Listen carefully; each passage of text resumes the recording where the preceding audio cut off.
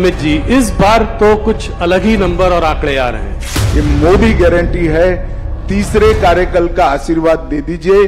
हम तीसरे नंबर की आर्थिक ताकत दुनिया की बंद कर रहे हैं। लक्ष्य 400 पार का है। कमल के निशान पर हम 370 से ज्यादा सीटें जीतेंगे। हमें 6000 करोड़ मिला है तो सामने सारे इंडिया अलायंस घमंडिया गठबंधन को भी 6000 करोड़ मिला है। 93% कार्यवाही ऐसे लोगों पर हुई है जो राजनीति से जुड़े हुए ही नहीं। मेरे इंटरव्यू में से भारत का अच्छा क्या हुआ वो नहीं निकालोगे आप। सीए निकालोगे, 370 निकालोगे, ईडी निकालोगे। बार भी मैं कहता हूँ, काउंटिंग को 12 बजे मुस्कुराते हुए चेहरे पर कहना मोदी का वादा पूरा हुआ, लक्ष्य पूरा हुआ, भाजपा 370 पार। साथ ही में इस बार ये 3 परिवारवादी पार्टियों को सबक सिखाना चाहिए। निश्चित रूप से हम उत्तर प्रदेश में हमारा अब तक का सबसे अच्छा परफॉर्मेंस करेंगे।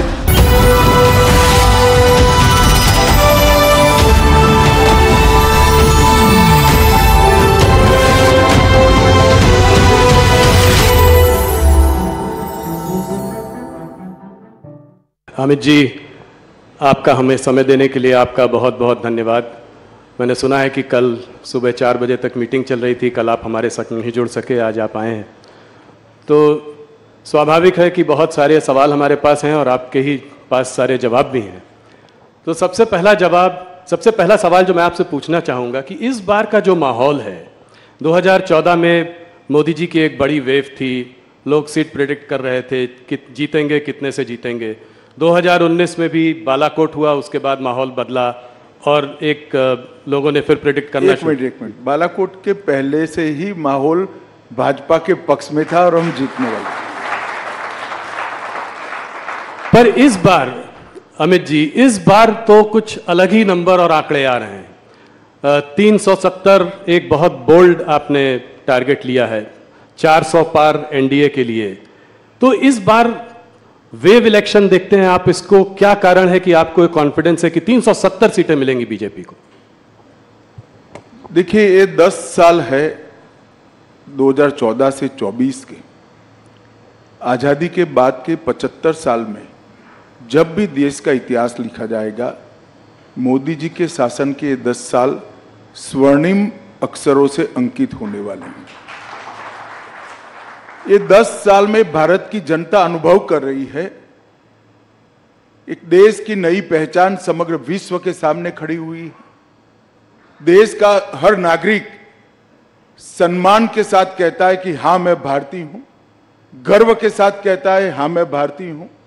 और दुनिया में जहां जहां भी भारतीय पासपोर्ट के साथ जो कोई भी जाता है, इसका बड़ा सम्मान होता है। ये 10 साल में विकास की प्रक्रिया से पूर्णतया कटे हुए 60 करोड़ गरीब, जिनको 70 साल की आजादी के बाद भी बैंक अकाउंट नसीब नहीं हुआ था, घर में टॉयलेट नहीं था, घर में गैस नहीं था, घर में बिजली नहीं मिली थी, नल से पानी नहीं मिला था, खाने के लिए बड़ी मशक्कत करनी पड़ती थी, स्वास्थ्य की सुविधाएं नहीं थी। ये 10 साल के अंदर ही, सिर्फ 10 साल के अंदर हर एक को बैंक अकाउंट, हर एक घर में नल से जल, हर एक घर में शौचालय, हर एक घर में गैस और 60 करोड़ लोगों को 5 लाख तक की स्वास्थ्य की सारी सुविधाएं पूरी की है। और हर गरीब को प्रति व्यक्ति प्रति माह 5 किलो अनाज आज फ्री ऑफ कॉस्ट मिल रहा है। एक प्रकार से ये 60 करोड़ लोगों को भारत के अर्थतंत्र के साथ जोड़ने का काम नरेंद्र मोदी जी ने किया। ये 10 साल के अंदर ही देश जिसकी बड़े समय से राह देखता था कि भारत अपने अर्थतंत्र को दुनिया की तालिका में बहुत आगे पहुंचा है। अटल जी 11वें नंबर पर छोड़कर गए थे। अर्थशास्त्री मनमोहन सिंह जी ने 10 साल में 11वें का 11वां मेंटेन किया और मोदी जी ने 10 साल में 11वें नंबर से 5वें नंबर पर पहुंचा है। और मैं आज आपके कार्यक्रम के माध्यम से देश की जनता को कहने आया हूं, ये मोदी गारंटी है, तीसरे कार्यकाल का आशीर्वाद दे दीजिए। हम तीसरे नंबर की आर्थिक ताकत दुनिया की बंद कर रहे हैं। ये 10 साल में भारत मैन्युफैक्चरिंग का हब बना है, ये 10 साल में डिजिटल क्रांति सब्जी वाली से लेकर बड़े बड़े कॉरपोरेट तक ट्रांसलेट कर गई है। ये 10 साल के अंदर भारत के स्टार्टअप दुनिया भर में धूम मचा रहे हैं। ये 10 साल के अंदर ही एक सर्वग्राही, सर्वस्पर्शीय और सर्वसमावेशी शिक्षा नीति का आगाज हुआ है, जो अपनी भाषाओं पर तो गौरव करता है, दुनिया भर की आधुनिक से आधुनिक चीजों को समाहित करते हुए विश्व के मंच पर भारत के युवा को खड़ा रहने की ताकत देता है। ये 10 साल के अंदर भारत सुरक्षित हुआ है। आए दिन बम धमाके कर जाने वाले पड़ोसियों को मैसेज दिया है, सर्जिकल स्ट्राइक और एयर स्ट्राइक कर घर में घुसकर आतंकवाद का सफाया करने का दम भारत में है। ये 10 साल के अंदर सालों पुराने मसले जैसे धारा 370 हटाना, 35 से हटाना, राम मंदिर का निर्माण करना, बाबा विश्वनाथ का कॉरिडोर बनाना, ट्रिपल तलाक समाप्त करना, सीएए लाना, ढेर सारे यूसीसी लाना, ढेर सारे मसले जिसको छूने की कोई हिम्मत नहीं करता था, मोदी जी ने हिम्मत के साथ उसको निरस्त किया है और सुचारू रूप से शांतिपूर्ण तरीके से जमीन पर उतारने का काम किया है। 10 साल भारत की आंतरिक सुरक्षा के लिए भी स्वर्णिम अक्षर से लिखे जाएंगे। हम 3 हॉटस्पॉट से ग्रसित थे, कश्मीर, नॉर्थ ईस्ट और वामपंथी उग्रवाद। मोदी जी के समय में ये 10 साल में कश्मीर, वामपंथी उग्रवाद के क्षेत्र और नॉर्थ ईस्ट, ये तीनों जगह पे लगभग 75% हिंसा कम हुई है और वहां विकास का शुरुआत हुआ है। और ये 10 साल में सबसे बड़ी उपलब्धि है, पहले देश के विकास के लिए सिर्फ सरकारें लगा करती थी, नरेंद्र मोदी जी ने महान भारत का संकल्प 130 करोड़ लोगों के स्वप्न बनाकर रखा है और मोदी जी के नेतृत्व में 130 करोड़ लोग जब देश आजादी की शताब्दी मनाएगा 15 अगस्त 2047 को, तब महान भारत की रचना के लिए कटिबद्ध है और उनके नेतृत्व में आगे बढ़ा। आप जो कहते हो कि लक्ष्य क्या है, लक्ष्य 400 पार का है। कमल के निशान पर हम 370 से ज्यादा सीटें जीतेंगे और ये लक्ष्य सिद्ध इसलिए होगा कि भारत की जनता की आशा, आकांक्षा और सपनों को पहली बार कोई प्रधानमंत्री फ्रंट पर से लीड कर गरीब के साथ खड़ा रहकर, युवा के कंधे पर हाथ रखकर, गरीब बहन का भाई बनकर आज इनके स्वप्नों को पूरा कर रहा है। मुझे भी पूरा विश्वास है कि मोदी जी के नेतृत्व में भारतीय जनता पार्टी 370 पार करेगी, एनडीए 400 पार करेगी और फिर एक बार मोदी सरकार बनेगी। धन्यवाद। आपने मेरे एक ही सवाल में 3-4 जवाब दे दिए, तो ये माहौल, अब मैं आपसे एक एक करके सवाल पूछता हूँ। सबसे पहले जो मुद्दा इस चुनाव के पहले जो गर्म हो गया है वो है इलेक्टोरल बॉन्ड्स का मुद्दा। तो इलेक्टोरल बॉन्ड्स के बारे में मैं ये पहले आपसे जानना चाहता हूं कि आपकी क्या प्रतिक्रिया है। आपको क्या लगता है कि इससे ब्लैक मनी वापस आएगा? जो कॉन्फिडेंशियल नाम थे लोगों के, जिस वजह से लोगों ने इलेक्टोरल बॉन्ड्स खरीदे, वो आज जो है सब सामने आ गए हैं। तो क्या ये उचित है और आप इसके बारे में आगे क्या सोचते हैं? देखिए, भारत की सुप्रीम कोर्ट जो भी फैसला सुनाती है, देश के सभी नागरिक इससे बंधे हुए हैं। हम एक संवैधानिक व्यवस्था में रहे। मैं सुप्रीम कोर्ट के फैसले का सम्मान करता हूं, मगर मेरा व्यक्तिगत मत जरूर देना चाहता हूं कि बॉन्ड से काला धन समाप्त होने के कगार पर था और इस फैसले से चुनावी व्यवस्था में फिर से काले धन का दबदबा बढ़ेगा। इसीलिए राहुल जी के नेतृत्व में पूरा इंडिया अलायंस बॉन्ड के खिलाफ था और वो चाहते थे कि पहले की तरह जो कट मनी आता था वो कट मनी फिर से एक बार राजनीति पर हावी हो। पहले क्या होता था, चंदा कैश में आता था और चंदा कैश में आता था तो क्या होता था, कोई व्यक्ति मानो 1500 रुपया चंदा जमा कराता था, 100 रुपया वो पार्टी में जमा कराते थे, 1400 रुपया अपने घर ले जाते थे और स्विस बैंक के अंदर या कहीं और जहां टैक्स डिस्क्लोज नहीं होता है, चंदे डिस्क्लोज नहीं होते हैं, धन डिस्क्लोज नहीं होता है, ऐसे देश में ले जाते थे। बॉन्ड आने से ये पूरा पैसा चेक के माध्यम से पार्टी के अकाउंट में जमा होता था। ये पूरी जो जमात है राहुल जी के नेतृत्व में, वो पुरानी चीजों की आदी है। उनको यही चाहिए कि पार्टी को चंदा मिले न मिले, चुनाव के लिए खर्च हो न हो, अपनी पीढ़ियां बहुत अच्छे तरीके से जी पाएं। और इस चीज को मोदी जी ने बॉन्ड लाकर इस पर कुठाराघात किया था। मैं आपको बताना चाहता हूं, मेरी पार्टी की बात बताता हूं। 2014 में मेरी पार्टी में जो चंदा आता था, इसमें से 81% चंदा कैश से आता था, जिसमें किसी का नाम नहीं होता था।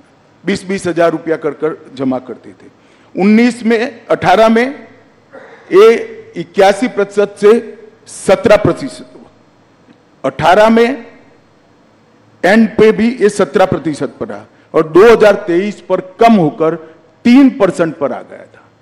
हमारी पार्टी ने इसको ट्रांसपेरेंट वे से आगे किया था। जहां तक गोपनीयता का सवाल है, इसमें इतना ही है कि बहुत बड़ा देश है, हमने फेडरल स्ट्रक्चर को अपनाया है, ढेर सारे राजनीतिक दलों की सरकार होती है। अगर कोई एक राजनीतिक दल को पैसा देता है तो दूसरा राजनीतिक दल उस पर विंडिक्टिव अप्रोच से अपने स्टेट के अंदर बदला लेता है। इसलिए एक व्यवस्था रखी थी जिससे किसने किसको चंदा दिया वो गोपनीय रहे। मगर इसमें गोपनीय नहीं रहता था किस कंपनी ने कितना चंदा दिया और किस पार्टी को कितना मिला। अब जो व्यवस्था होगी इसमें किसने कितना दिया वो भी गोपनीय हो जाएगा, क्योंकि सारा कैश में देना है, और किस पार्टी को कितना मिला वो भी गोपनीय हो जाएगा, क्योंकि कैश से लेना है। और कैश से लेना तो छोड़ो, घर पे ले जाने की व्यवस्था भी इसमें से हो गई। और हम पर एक आरोप लगता है राहुल जी कि हमें बहुत सारा चंदा मिला है, ये मिथ्या है। 6,900 करोड़ 6,200 करोड़ हमें मिला है।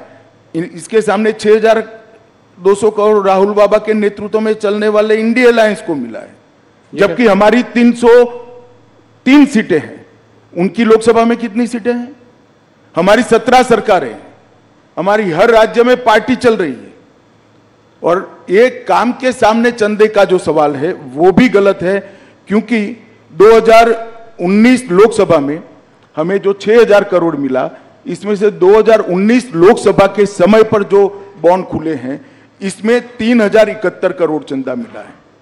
तो आप जाहिर है जब आचार संहिता कोड ऑफ कंडक्ट आ जाता है तो कोई काम के सामने चंदा नहीं होता है।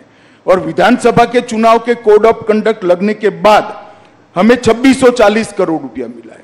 उस वक्त भी कोड ऑफ कंडक्ट होता है, कोई काम नहीं होता है। तो 90% से ज्यादा चंदा बॉन्ड से हमें कोड ऑफ कंडक्ट लगने के बाद मिला है।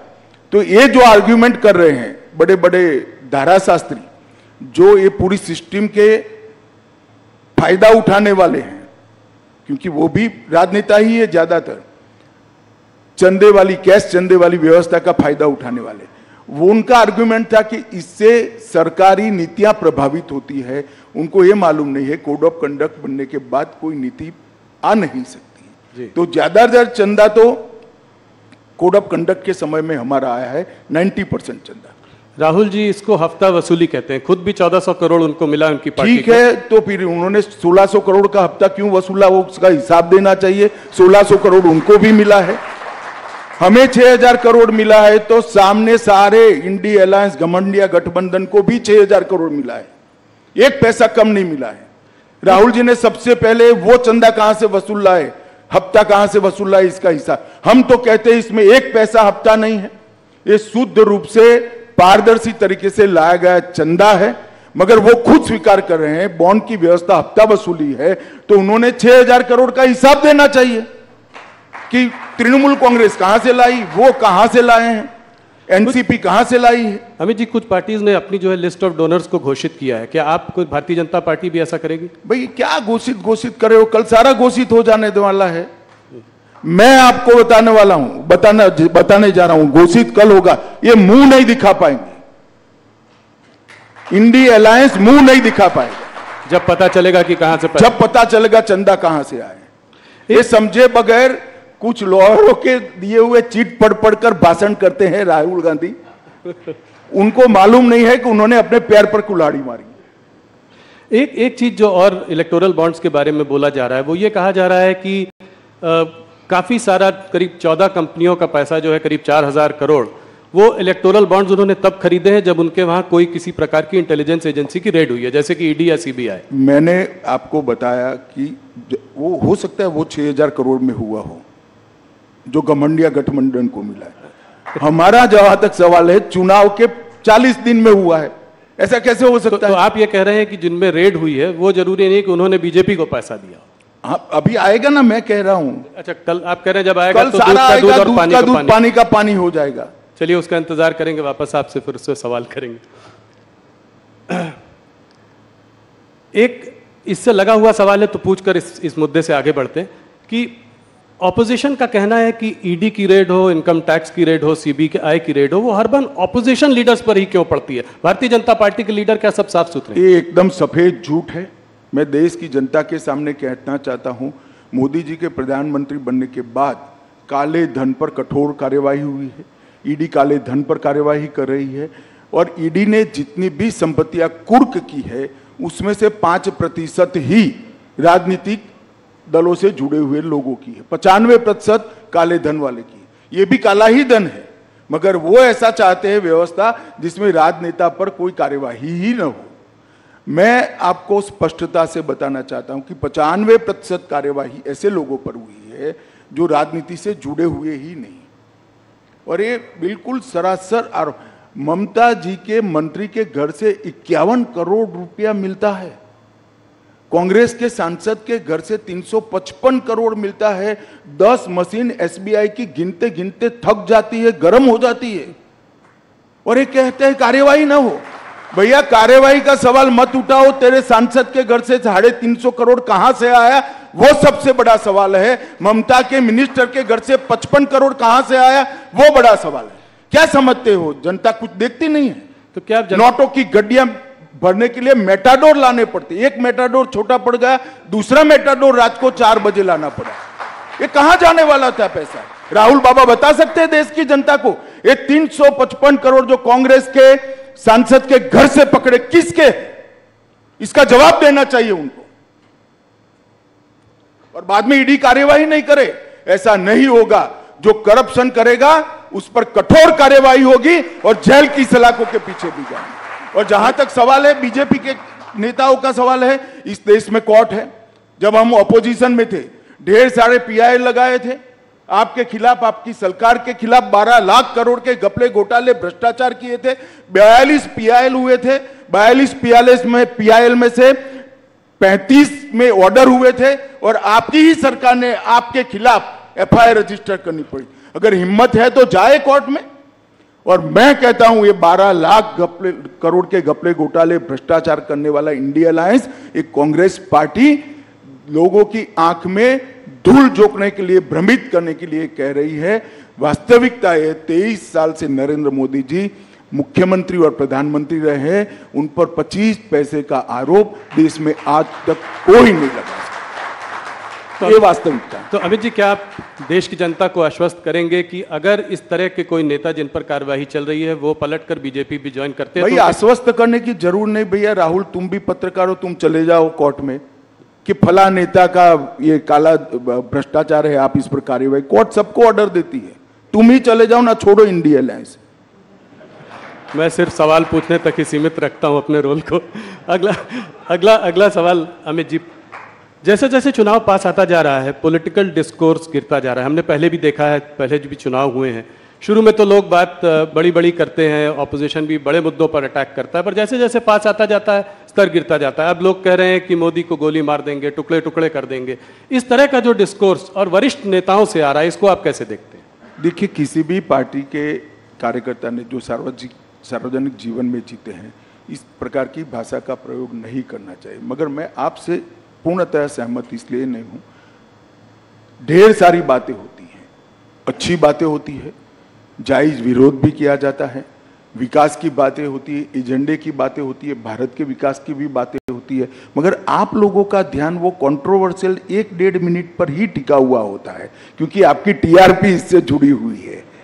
मेरे इंटरव्यू में से भारत का अच्छा क्या हुआ वो नहीं निकालोगे आप। सीए निकालोगे, 370 निकालोगे, ईडी निकालोगे, ये आपका काम है। खैर, मुझे इसमें कोई तकलीफ नहीं है, मगर मुझे जनता को भी बताना चाहिए। बात को पूरी सुनिए, सब अच्छी बातें भी होती है, ऑपोजिशन भी अच्छे विरोध के मुद्दे लेकर हमारा विरोध करता है।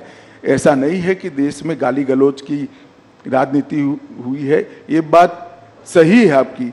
मोदी जी पर कुछ ज्यादा प्रेम है इन लोगों को, तो जब भी चुनाव आता है मोदी जी को गालियां बोलते हैं। मगर एक रिकॉर्ड है मोदी जी का 2001 से, जितनी जितनी गालियां ज्यादा पड़ती है, कमल इतना जोर से खिलता है, मोदी जी ज्यादा बहुमत पर। और इस बार भी यही होने, किसी के कहने से कोई मरता नहीं है। मोदी जी के साथ इस देश की करोड़ों माताओं का आशीर्वाद है, जिसको गैस मिला है, घर मिला है, सुरक्षा मिली है, खाना मिला है, दवाइयाँ मिली है। कोई एक दो लोगों की बद्दुआ से कोई फर्क नहीं पड़ सकता। जिस व्यक्ति को देश के करोड़ों लोगों की दुआ हासिल हो, इसको कोई कुछ नहीं बिगाड़। थोड़ा बड़े मुद्दे की ओर जाते हैं। ऑपोजिशन राहुल गांधी जी ने कास्ट सेंसस की बात करी है। कास्ट सेंसस के बारे में आपका क्या मत है, और जितनी आबादी उतना हक, उस बारे में आप क्या बोलना चाहेंगे? देखिए, कमोबेश अभी भी जितनी आबादी उसका उतना हिस्सेदारी। आप देश की संसद का अभी का मानचित्र उठाकर देख लीजिए, यही हुआ है। परंतु राहुल गांधी को कम से कम ये बात करने का अधिकार नहीं है, क्योंकि काका साहेब कालेलकर कमीशन, जिसने सबसे पहले बीसी को रिजर्वेशन की बात करी थी, वो कमीशन कम से कम 30 साल तक कांग्रेस ने ठंडे बस्ते में रखा और कभी उसको ओपन नहीं किया गया, अमल नहीं किया गया। उसके बाद में मंडल कमीशन आया, इसको भी कांग्रेस थी तब तक उन्होंने ठंडे बस्ते में रखा। और जब मंडल कमीशन को लागू किया गया, राहुल गांधी के पिताजी, शायद उनको मालूम नहीं इनके पिताजी क्या बोले हैं, परंतु देश की संसद में 1 घंटा और 45 मिनट तक ओबीसी को रिजर्वेशन की खिलाफत पानी पी पी कर 6 बार पानी पिए, वो बीच में पानी पी पी कर राजीव गांधी और कांग्रेस पार्टी ने कहा था ओबीसी को पहली बार संवैधानिक अधिकार देने का काम नरेंद्र मोदी जी ने किया है। और ये ओबीसी के सेक्रेटरीज गिनाते हैं जी, ज्वाइंट सेक्रेटरी गिनाते हैं। टॉप 70-80 में कुछ 2-3 हैं, 2-3 उनको मालूम नहीं है। भारत सरकार में जो टॉप पर आता है करीब करीब 55 से 60 साल के बीच में होता है जी। इसकी भर्ती कब हुई होगी राहुल जी? जी जी आपके दादी और परनाना के समय में भर्ती हुई है, ये अब यहां पहुंचे, उनको मालूम नहीं है। और इनको टॉप सेक्रेटरीज दिखाई पड़ते हैं जो उन्होंने भर्ती करे थे। मोदी जी की कैबिनेट में 27 ओबीसी मंत्री हुए और देश का प्रधानमंत्री भी ओबीसी है, उनको ये नहीं दिखाई पड़ता। एक्चुअल में इनकी प्रॉब्लम है कि वो स्टडी ही नहीं करते हैं, जो उनको पकड़ा देते हैं अंग्रेजी में लिखा हुआ वो सीधा पढ़ जाते हैं दुनिया के सामने, इसलिए वो फंसते हैं। अभी बात कर रहे थे कि एक शक्ति है जिसके खिलाफ वो लड़ रहे हैं, और उसको मोदी जी ने उस पर हमला किया और कहा कि ये नारी शक्ति का अपमान है। इसको आप कैसे देखते हैं? देखिए, उनको ना हमारी परंपराओं का जानकारी है, ना हमारी परंपराओं का सम्मान है। शक्ति का कंसेप्ट हमारे देश के अंदर सालों से, 10,000 साल से मातृशक्ति को सबसे बड़ी शक्ति माना गया है। माँ के आशीर्वाद से कोई बड़ा आशीर्वाद हो नहीं सकता, बहन के प्यार से, स्नेह से बड़ा कोई प्यार हो नहीं सकता। उनको मालूम नहीं है क्या बोल रहे हैं। मोदी जी के साथ इस देश की मातृशक्ति चट्टान की तरह खड़ी है और राहुल जी के कहने से कोई फर्क नहीं पड़ता। और मैं तो अभी 2-3 दिन में जितना भी फील्ड में बात हुआ है, सभी जगह से देश भर की महिलाओं ने ठाना है कि शक्ति का परिचय इस बार राहुल गांधी को जरूर कराना है चुनाव में। ये मैंने सब जगह से पाया है। और मैं देश की मातृशक्ति का भी आह्वान करना चाहता हूं कि नरेंद्र मोदी जी ने आज़ादी के बाद देश की महिलाओं के कब से आकांक्षा थी कि नीति विषयक निर्णय करने में और देश के कानून बनाने में देश की माताओं बहनों की हिस्सेदारी हो, और वो मांग कोई पूरी नहीं कर पाया। नरेंद्र मोदी जी ने 33% आरक्षण संसद में और विधानसभा में माताओं बहनों को देकर शक्ति का सम्मान किया है। और इस संसद के बाद 20वीं संसद जब आएगी तब आप देखना 33% माताएं बहनें अंदर बैठी होगी। पूरी दुनिया देखेगी भारत की मातृशक्ति की शक्ति क्या है और उसका सम्मान कैसे हो सकता है। राहुल गांधी ये सारी चीजें नहीं समझ पाए।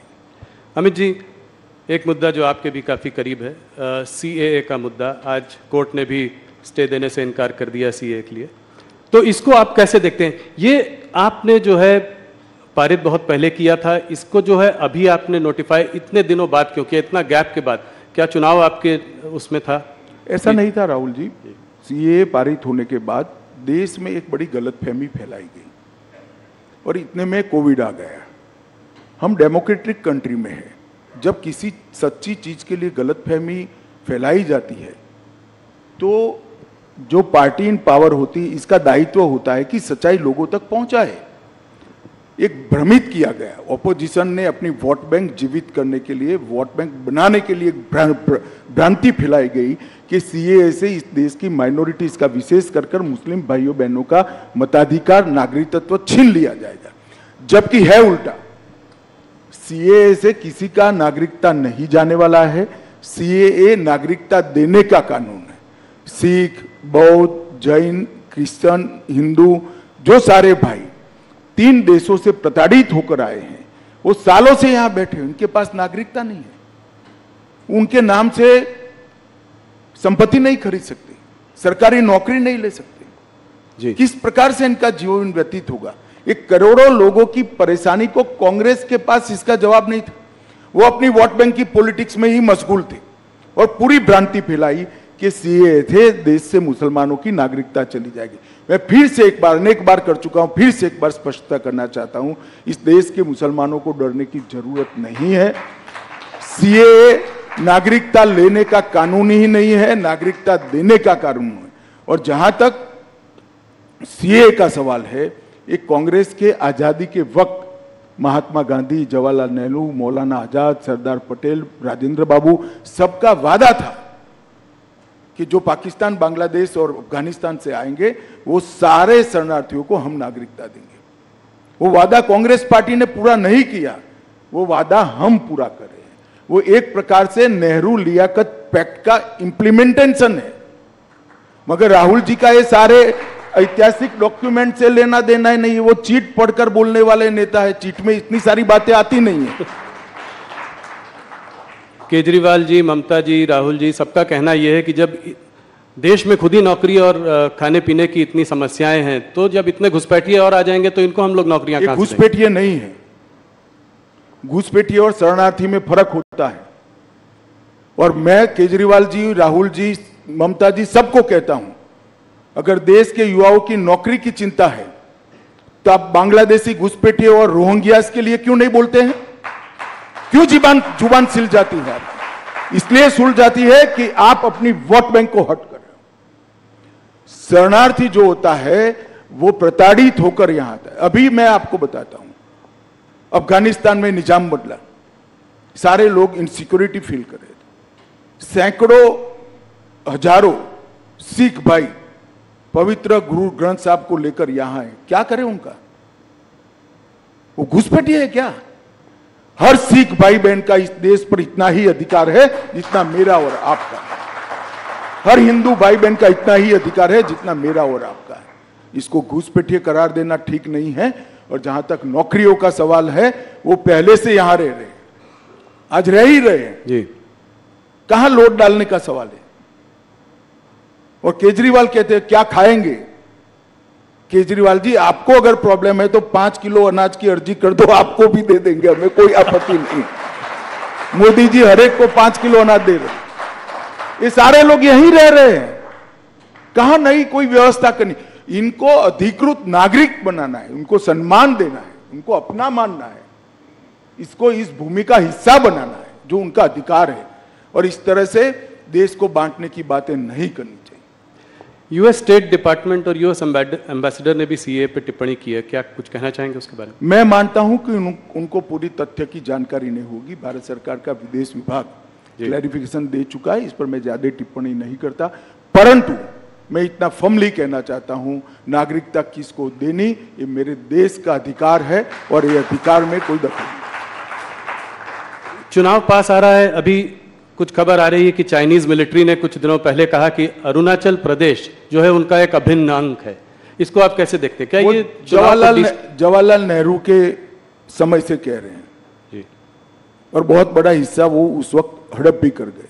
मेरा तो जन्म नहीं हुआ था 1962 में जी, परंतु ये मोदी सरकार है, 1 इंच भी जमीन देश की किसी भी सरहद पर कोई नहीं ले सकता, ये हमारा भारत की जनता को वादा है।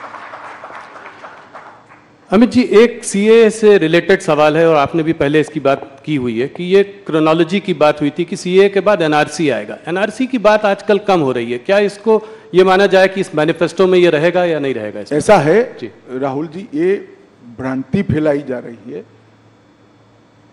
एनआरसी कांग्रेस के वक्त आया हुआ कंसेप्ट है। एनआरपी चिदंबरम साहब जब गृह मंत्री थे तब गवर्नमेंट कंटिन्यूअस प्रोसेस होती है, हमने इसको आगे बढ़ाया।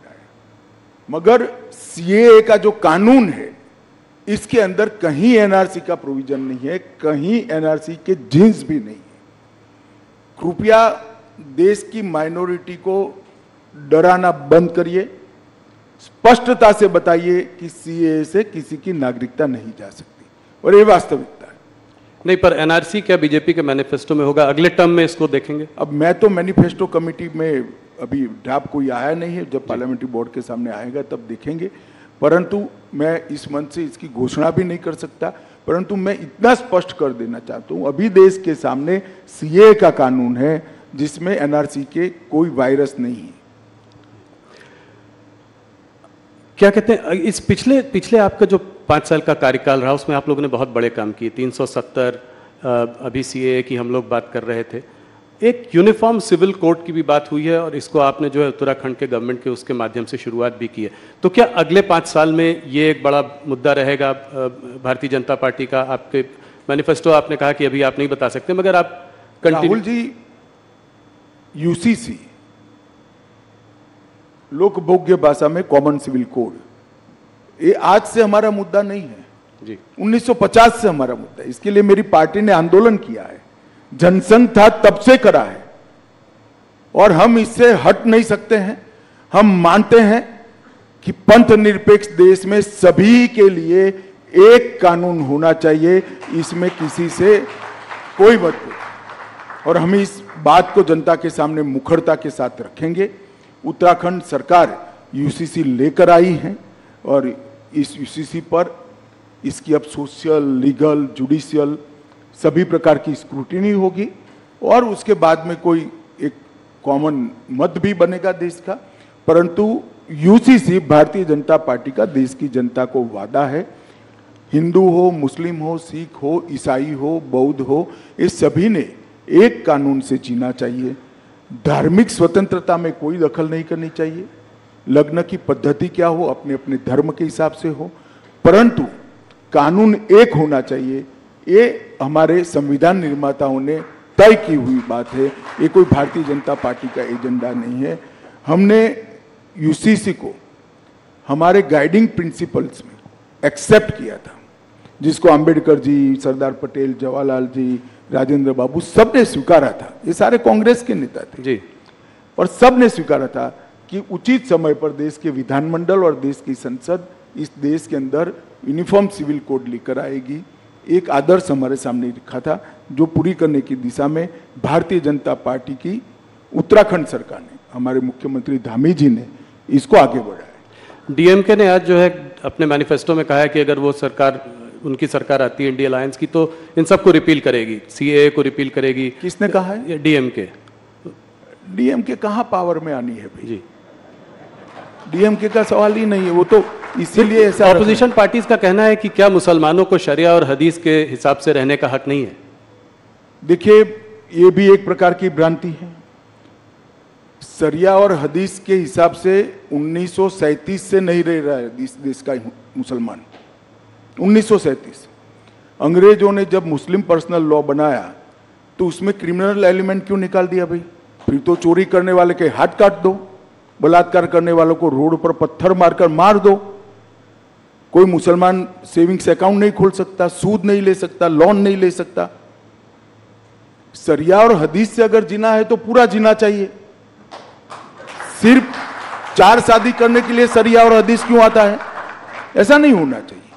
ये इस देश का मुसलमान शरिया और हदीस की सारी चीजों से अंग्रेजों के समय से कटा हुआ है जी। और देश ढेर सारे इस्लामिक कंट्रीज भी ये छोड़ चुके हैं। ये कांग्रेस की एपीसमेंट की पॉलिसी है, वोट बैंक की पॉलिसी है। इस देश के माइनॉरिटी इससे बाहर आए, और ये सालों से नहीं है, आज से नहीं है, ऐसा नहीं है, सालों से नहीं है। आज भी सिविल सूट होता है तो देश के संविधान के हिसाब से मुस्लिम भाइयों का सिविल सूट होता है जी। शरिया और हदीस के हिसाब से नहीं होता। काजी के पास कोई नहीं जाता है। तो क्या वो सब राहुल जी लागू करना चाहते हैं? चोरी करने वाले के हाथ काट दो, बलात्कार करने वालों को पत्थर मारकर मार दो, देश का जो द्रोह करेगा उसको फांसी पर, चौराहे पर लटकाओ, ये सारा लाना है क्या? अमित जी, थोड़ी सी बात करते हैं साउथ इंडिया की, जहां पे कि मोदी जी का बहुत बड़ा फोकस रहा है। पिछले 2-3 महीनों से वहां बहुत बार गए हैं। आप लोगों को भी उम्मीद है कि इस बार साउथ इंडिया में भारतीय जनता पार्टी की परफॉर्मेंस बहुत अच्छी होगी। सबसे पहला सवाल तो यह है कि कांग्रेस के वरिष्ठ नेता, ये उनमें से मतलब वाकई एक बड़े वरिष्ठ नेता ने कहा कि साउथ इंडिया जो है दक्षिण भारत को एक अलग देश होना चाहिए। पहले तो मैं जानना चाहता हूं कि आप इसके बारे में क्या कहना चाहेंगे? देखिए, इसका जवाब तो सच अर्थ में राहुल जी को देना चाहिए। आज तक कांग्रेस ने उस नेता के बयान से कन्नी नहीं काटी। देश की जनता तो मान रही है, कांग्रेस का पॉलिसी है कि इस देश का 2 टुकड़ा होना चाहिए, साउथ इंडिया और नॉर्थ इंडिया जी। मगर राहुल बाबा, आप चिंता मत करो। अब भारतीय जनता पार्टी इतनी ताकतवर है, कांग्रेस दूसरी बार इस देश का विभाजन नहीं कर पाएगी। कभी ये देश के टुकड़े हम नहीं, ये नहीं हो सकता। क्या कर रहे हैं आप? चुनाव जीतने के लिए 2 देश बनाने की बात कर रहे हैं। और क्या होगा इस पार्टी को? इतनी पुरानी पार्टी, आजादी का आंदोलन करने वाली पार्टी, वो इस बयान से कन्नी नहीं काटती है, इनको नोटिस नहीं देती है और फिर से टिकट दे दिया। क्या कहना चाहते हैं आप? उसका जवाब तो कांग्रेस पार्टी ने देना पड़ेगा चुनावों में। आपसे एक सीधा सवाल पूछना चाहता हूं कि 130 लगभग जो सीटें हैं साउथ में, आपको कितनी उम्मीद है इस बार आएंगी? पिछली बार तो आपको कर्नाटका और तेलंगाना के बीच में 29 सीटें मिली थी। देखिए, तुम इधर उधर ईस्ट वेस्ट साउथ सेंटर मत गिनो भाई, 370 गिन लेना। नहीं, 370 में नॉर्थ में तो बहुत सारे प्रदेशों में आपकी करीब करीब पूरी सीटें हैं। तो मैं कह रहा हूं कि एडिशनल 70 सीटें कहां से आएंगी? ऐसा है भाई, जब मैं 300 कहता था तब भी तुमने, राहुल जी, मुझे ये सवाल 2019 में पूछा था कि तुम लाओगे कहां से। मैंने कहा काउंटिंग के दिन दोपहर को बता दूंगा, और हमारी 300 पार हो गई। इस बार भी मैं कहता हूं, काउंटिंग को 12 बजे मुस्कुराते हुए चेहरे पर कहना, मोदी का वादा पूरा हुआ, लक्ष्य पूरा हुआ, भाजपा 370 पार। मैं ये देखना चाह रहा हूं कि कहां से आप और उम्मीद देख रहे हैं। जैसे कर्नाटका में ढेर सारे स्पेस है जी। बंगाल में हम बढ़ सकते हैं, उड़ीसा में बढ़ सकते हैं, तेलंगाना में बढ़ सकते हैं, हम तमिलनाडु केरल में बढ़ सकते हैं, ढेर सारी जगह है, पंजाब में बढ़ सकते हैं। नीचे से शुरू करते हैं, केरला में अकाउंट खुलेगा इस बार? भाई, मैं आपको कहता हूं, आप पिसमिल अकाउंट में मत जाओ राहुल बाबू। आप 370 गिन लेना, मैं उस दिन आपके शो पर आऊंगा और बताऊंगा कि हमने कहा था देश की जनता के आशीर्वाद से, और इसमें भाजपा का कोई पराक्रम नहीं है। इस देश की जनता का स्नेह नरेंद्र मोदी जी पर है, हमारे नेतृत्व पर है, हमारी पार्टी पर है। वो ही वोट में कन्वर्ट होगा, वो ही सीट में कन्वर्ट होगा और 370 पार हो जाएगा।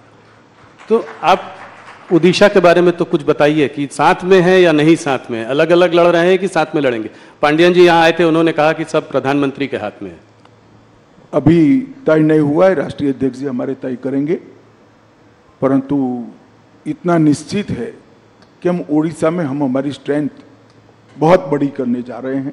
उड़ीसा की जनता का मोदी जी के प्रति जो प्यार है, वो हमारे कार्यकर्ता बिल्कुल उष्मा के साथ और विनम्रता के साथ उसका स्वीकार भी करते हैं, इसको फील भी करते हैं। सीटें बढ़ेंगी पिछली बार से लोकसभा चुनाव में, और विधानसभा में क्या होगा? निश्चित रूप से विधानसभा लोकसभा दोनों में बड़ी बढ़ोतरी होगी, और चुनावी पंडितों की गिनती से कई गुना ज्यादा सीटें भारतीय जनता पार्टी जीतेगी। उड़ीसा में सरकार बनाने की हालत में है आप लोग? कुछ भी हो सकता है, पहले तय हो जाए कि हम साथ में जा रहे हैं या अकेले जा रहे हैं। साथ में जाएंगे तो बीजू बाबू नेता है, तो स्वाभाविक रूप से हम साथी के रूप में लड़ेंगे। अकेले जाएंगे तो हम सरकार बनाने के लिए ही लड़ेंगे। पांडियन जी ने एक अच्छी अजीब सी बात कही। उन्होंने कहा कि देखिए, सेंटर में बीजेपी को बीजेडी की जरूरत नहीं है और स्टेट में बीजेडी को बीजेपी की जरूरत नहीं है, क्या इस बात से आप सहमत हैं? देखिए, गठबंधन हमेशा जरूरियात के आधार पर नहीं होता। हमें ढेर सारी पार्टियों ने ये पूरे 5 साल में राष्ट्रीय हित के जो मुद्दे थे, इसमें इश्यू बेस्ड समर्थन पार्लियामेंट में दिया है। चाहे 370 हो पहले, चाहे जीएसटी करना था, चाहे बॉन्ड हो, बॉन्ड भी कांग्रेस ने विरोध नहीं किया था जी, उस वक्त नहीं किया था जी, मगर इश्यू बेस्ड समर्थन हमें ढेर सारी पार्टियों ने दिया है। और मैं मानता हूं कि ये लोकतंत्र की खूबसूरती है कि विरोध हर मुद्दे पर नहीं होता है। जो मुद्दा देश हित में होता है, इसका समर्थन इरिस्पेक्टिव ऑफ पार्टी पॉलिटिक्स करना चाहिए, सबने करना चाहिए। 2 प्रदेश जहां पे चुनाव इंटरेस्टिंग हो सकता है वो है बिहार और महाराष्ट्र। थोड़ा उस पर बात करूंगा। बिहार पे आपने फिर एक बार, पलटू राम जी तो पलटी मारते रहते हैं, इस बार आपने भी पलटी मारी और उनको आपने 16 सीटें दे दी। देखो भैया, हमने नहीं मारा है पलटी, नीतीश बाबू हमारे साथ ज्वाइन हुए। हम तो जहां थे वहीं ही थे जी, हम गंगा किनारे पलट के वापस फिर आए। हम गंगा किनारे ही थे, गंगा किनारे ही रहे, कोई हमारे साथ आकर मिला पर 16 सीटें उनको दे दी आपने। नहीं, वो तो बिहार यूनिट का नेगोशिएशन का जो नतीजा है वो आपके सामने है। हम पहली बार नीतीश कुमार जी से ज्यादा सीटें लड़ रहे हैं जी। बड़े भाई की भूमिका में आए हैं, वो हमारे लिए बड़ी बात है। और मुझे विश्वास है कि हम बहुत अच्छी तरह से बिहार में विजयी होंगे। 5 सीट चिराग पासवान जी को दी, पर पशुपति पारस को आपने डंप कर दिया। कोई उनके संग भी समझौता हो सकता है? अभी उन्होंने रिजाइन भी कर दिया आपकी मंत्रालय मिनिस्ट्री। अब समझौते की गुंजाइश नहीं रही, कम रह गई है, लगभग नहींवत है। अच्छा था अगर परिवार पूरा साथ में आता, मगर ठीक है भाई। अभी आप बड़े भाई के रूप में यहाँ आए हैं, तो क्या विधानसभा में भी बड़े भाई के रूप में ही आएंगे और मुख्यमंत्री का चेहरा भारतीय जनता पार्टी का होगा? अभी कुछ नहीं तय नहीं, हमें लोकसभा का चुनाव है, 370 और 400 के लक्ष्य के लिए सब लोग लगे हैं। विजयी होने के बाद आगे का रणनीति हम बनाएंगे। इस बार देखा है बिहार में आपने और छोटी पार्टियों को भी साथ में ले लिया। यही रुख जो है महाराष्ट्र में भी देख रहे हैं। अगर महाराष्ट्र में देखें तो आप पहले आप शिंदे जी को लाए, उसके बाद अजीत पवार आए, आज कल आपसे राज ठाकरे भी मिलकर गए हैं। तो कितनी सीटों का आपको, पिछली बार 41 सीटें थी आपकी 48 में, क्या उससे ऊपर? हम 41 से ज्यादा सीटें महाराष्ट्र में जीतेंगे। और ये जो घमंडिया गठबंधन प्रचार कर रहा है, पार्टियां तोड़ी, पार्टियां हमने नहीं तोड़ी है। शिवसेना तोड़ने का काम उद्धव ठाकरे के पुत्र प्रेम ने किया है। अगर वो एकनाथ शिंदे को उनका उचित सम्मान देते तो शिवसेना न टूटती। और एनसीपी तोड़ने का काम शरद पवार जी की पुत्री प्रेम ने किया है। अगर वो अजीत पवार को उनका उचित सम्मान देते तो आज वो उनके साथ ही होते, हमारे साथ थोड़ी ना आते। वो तो सरकार में थे सब। मगर जब आप पुत्र पुत्री के मोह में अंध हो जाते हो तब पार्टियां टूटती है। इसका आरोप हम पर नहीं लगाना चाहिए। कितनी सीटों पर लड़ेंगे आप? 30 के आसपास। आप क्या क्या डिवीजन हुआ है? अभी तय नहीं हुआ है, मगर स्वाभाविक रूप से महाराष्ट्र में हम सबसे बड़ी पार्टी होगी।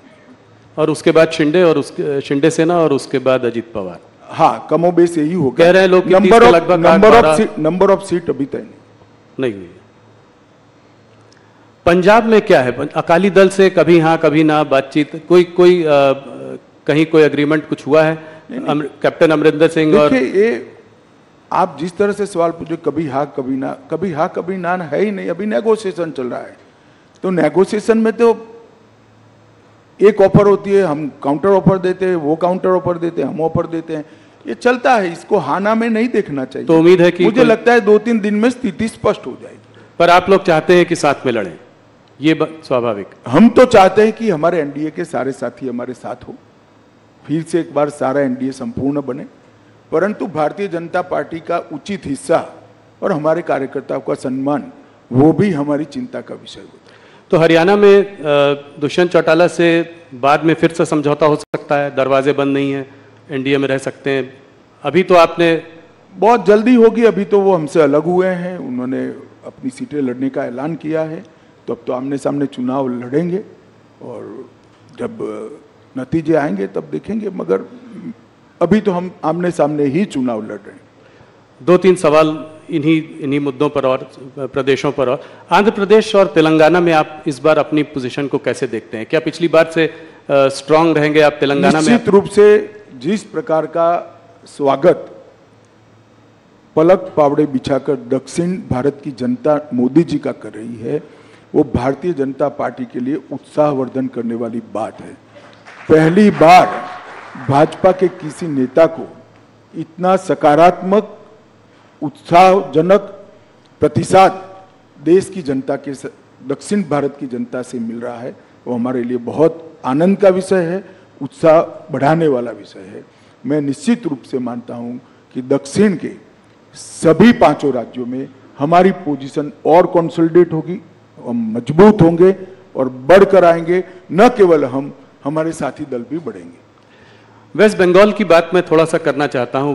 वहां संदेशकाली के बाद आपकी स्थिति पिछली बार 18 सीटें आई थी और लोग मान नहीं रहे थे कि आपने मुझसे इंटरव्यू में कहा था कि बहुत अच्छी स्थिति है, हम लोग सोच रहे थे कि 18 सीट नहीं, पर आप 18 सीट लेके आए। इस बार आपको क्या लगता है, इससे बढ़ेगी और इसका क्या कारण है? मैं बॉटम का आंकड़ा भी कह देता हूं जी, क्योंकि चुनाव काफी बाकी है, वहां 7 चरण में चुनाव होना है। बॉटम का आंकड़ा हमारा 25 है। 25 से ज्यादा सीट हम निश्चित रूप से बंगाल में जीतेंगे। इस बार बंगाल में भारतीय जनता पार्टी सबसे बड़ी पार्टी बनकर उभरी। 25 सीटें, बड़ा वो 25 से ज्यादा, 25 से ज्यादा। तो ये कैसे होगा? ये आपका जो साउथ ईस्ट बंगाल में जो है आप काफी वीक हैं। पिछली बार आपको शायद सिर्फ 2 ही सीट मिली थी वहां 18 सीटों पे। वो एरिया जो है वो आपके लिए बहुत अहम है, कोलकाता, हुगली, 24 परगना, हावड़ा। तो वहां पे कैसे करेंगे ये? वहां पे आपका संगठन भी उतना शायद स्ट्रांग नहीं है। देखिए, 2017 से भारतीय जनता पार्टी ने लगातार पश्चिम बंगाल में संगठन का भी विस्तार किया है और चुनावी सफलता के आंकड़ों में भी विस्तार किया है। 2017 से लगातार हम बढ़ते ही जा रहे हैं। विगत विधानसभा चुनाव की मैं बात करूं, हम 2 लोग थे, 77 हो गए, बहुत बड़ी जंप है। Congress 0, communist party 0। आज prime opposition Bharatiya Janata party वहां बनी हुई है। हमारी 2 लोकसभा की सीटें थी, 14 में, 19 में 18 हुई और इस बार हम 25 से काफी आगे निकलेंगे, ये मेरा विश्वास है। बंगाल की जनता 1 करोड़ों रुपया जो पकड़ा गया है, इसमें ईडी पर सवाल नहीं उठाती है, ममता जी पर सवाल उठाती है कि रुपया कहां से आता है, रुपया किसका है। ये रुपया बंगाल की गरीब जनता का रुपया है भैया। वहां पर मोदी जी की योजनाएं नीचे नहीं पहुंच रही है। डर है उनको कि इस योजना से मोदी जी लोकप्रिय हो जाएंगे। क्या दोष है बंगाल के गरीब लोगों का? क्यों 5 लाख तक का उनको स्वास्थ्य की सुविधाएं नहीं मिल रही? क्यों अनाज उनका कालाबाजारी में बेचा जा रहा है? क्यों नल से जल की योजना वहां ठीक से इंप्लीमेंट नहीं हो रही है? क्यों अब तक सीए से इनको महरूम रखा गया? केवल और केवल वोट बैंक की पॉलिटिक्स के कारण और भ्रष्टाचार के कारण। भ्रष्टाचार उनका उजागर हो चुका है। बंगाल की जनता के सामने ममता जी एक्सपोज हो चुकी है। एक महिला मुख्यमंत्री के शासन में जिस तरह से संदेश खाली में सालों तक बहनों माताओं पर अत्याचार होते रहे और उनके पार्टी के नेताओं के द्वारा होते रहे, सुप्रीम कोर्ट और हाई कोर्ट को दखल करने पड़ते, तब जाकर अरेस्ट करते हैं। शर्म आनी चाहिए। ईडी पर भी हमला हुआ था। ईडी पर हमला तो छोड़ो भाई, अलग बात है। मैं जिन्होंने वोट दिए वो बंगाली माताओं बहनों की बात कर रहा हूं। उन पर आपके पार्टी के नेता अत्याचार करे, आप उनको अरेस्ट नहीं कर रहे हो और हाईकोर्ट ने ऑर्डर करने पड़ते हैं जी। बंगाल की जनता ये सब जानती है।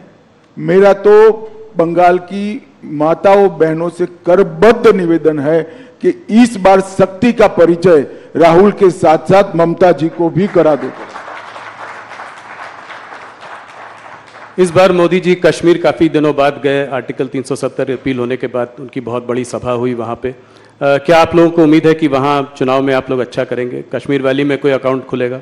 देखिए, कश्मीर वैली में भारतीय जनता पार्टी के अकाउंट खुलना न खुलना ये बड़ी बात नहीं है, परंतु 3 परिवारवादी पार्टियों ने, Congress party, NC national conference और पीडीपी, ये 3 परिवारवादी पार्टियों ने वहां पर लोकतंत्र को पनपने नहीं दिया।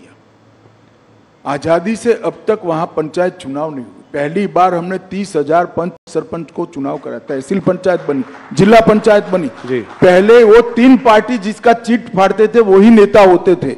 मैं घाटी के मुसलमान भाइयों बहनों को कहने आया हूं कि आप कृपया अगर चाहते हैं कि जमहूरियत पाताल से नीचे तक चली जाए, लोकतंत्र पाताल से नीचे चली जाए, इसके मूल पाताल से नीचे जाना है, तो ये 3 परिवारवादी पार्टियों को साफ कर दो।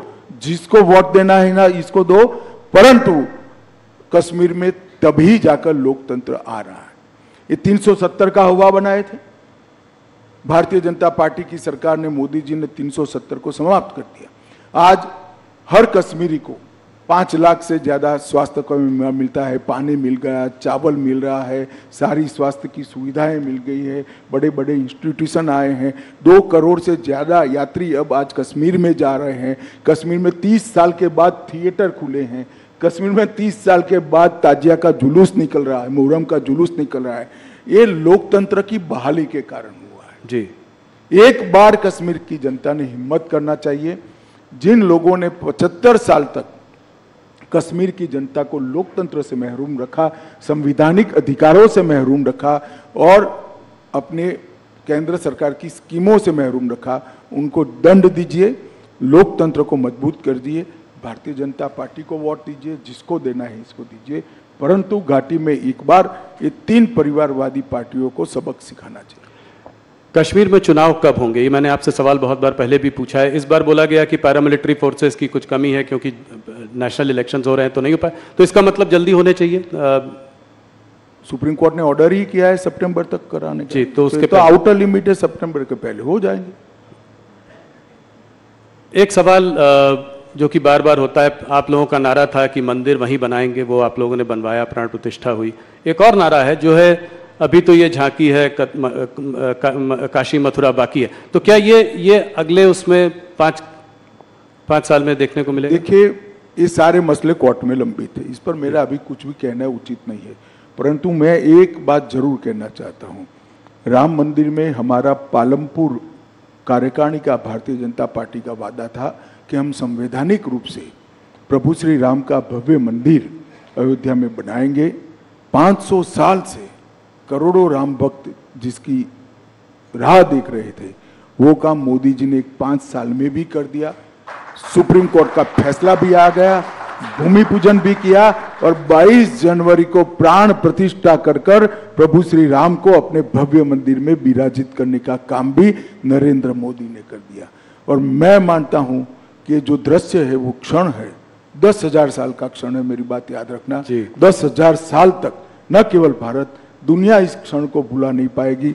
और ये बहुत बड़ा लोकतंत्र का उदाहरण है, क्योंकि भारत में हिंदू मेजोरिटी में होने के बावजूद भी 75 साल तक हमने राह देखी कि हमें कोर्ट ऑर्डर करे, उसके बाद ही हम मंदिर बनाएंगे। और पूर्ण तरह संवैधानिक रूप से कोर्ट के ऑर्डर से मंदिर बनाया। दुनिया में ऐसे उदाहरण बहुत कम मिलते हैं जो भारत ने दिया है, और उसका मोदी जी के समय में होना, भाजपा के समय में होना, हम सबका सौभाग्य हम मानते हैं। जी, बस कुछ सवाल, 2-3 सवाल और आपको मैं उत्तर प्रदेश के बारे में सवाल पूछे बिना नहीं जाने दे सकता। क्या इस बार उत्तर प्रदेश में आपकी परफॉर्मेंस 2014 से भी ज्यादा अच्छी होगी? निश्चित रूप से 73 सीटें थी। निश्चित रूप से हम उत्तर प्रदेश में हमारा अब तक का सबसे अच्छा परफॉर्मेंस करेंगे, 2014 से भी ज्यादा सीटें। इसका मतलब रायबरेली में आप जीत सकते हैं, कन्नौज, मैनपुरी, आजमगढ़, इन सब में? सीटों के नाम पे न पड़िए, पूरी उत्तर प्रदेश की जनता परिवारवाद से त्रस्त है। इस बार परिवारवादी पार्टियों को जनता सबक सिखाएगी, ऐसा मुझे भरोसा है। आपसे हर बार जब इंटरव्यू करते हैं तमाम सवाल पूछते हैं, देश भर की बातें होती हैं। गृह मंत्रालय के कुछ अचीवमेंट्स बताइए जो 5 साल में, जो आप सबसे बड़ा मानते हैं। देखिए, कोई अचीवमेंट बड़ा या न छोटा नहीं हो सकता। हर अचीवमेंट की अपनी जगह पे एक अहमियत होती है। छोटे से छोटा फैसला बहुत बड़ा हो सकता है अपनी जगह पे। जैसे मैं कहता हूं, जब 5 किलो आरडीएक्स पकड़ा जाता है तो लोगों को लगता है, इतना कॉलम आता है कि आज 5 किलो आरडीएक्स पकड़ा गया। अगर वो न पकड़ा जाए तो 2000 लोग बम धमाके में मारे जाते हैं। तो ये तो नजरिए का सवाल है। मगर मैं निश्चित रूप से कहना चाहता हूं, कश्मीर के अंदर शांति, नॉर्थ ईस्ट के अंदर 10 से ज़्यादा समझौते कर 9,000 से ज़्यादा उग्रवादियों को सरेंडर कराना, वामपंथी उग्रवाद लगभग समाप्त कर देना, नारकोटिक्स पर कठोरता से लगाम खींचना और ढेर सारी चीज़ों में देश की आंतरिक सुरक्षा को हमने सुरक्षित करने का काम किया है। डिजास्टर मैनेजमेंट जो मोदी जी का एक देश भर में मोदी जी का ही इनिशिएटिव है, उसको भी मोदी जी के नेतृत्व में इनके सीधे गाइडेंस के तले गृह मंत्रालय ने आगे बढ़ाया है। ढेर सारे काम हुए हैं, परंतु मैं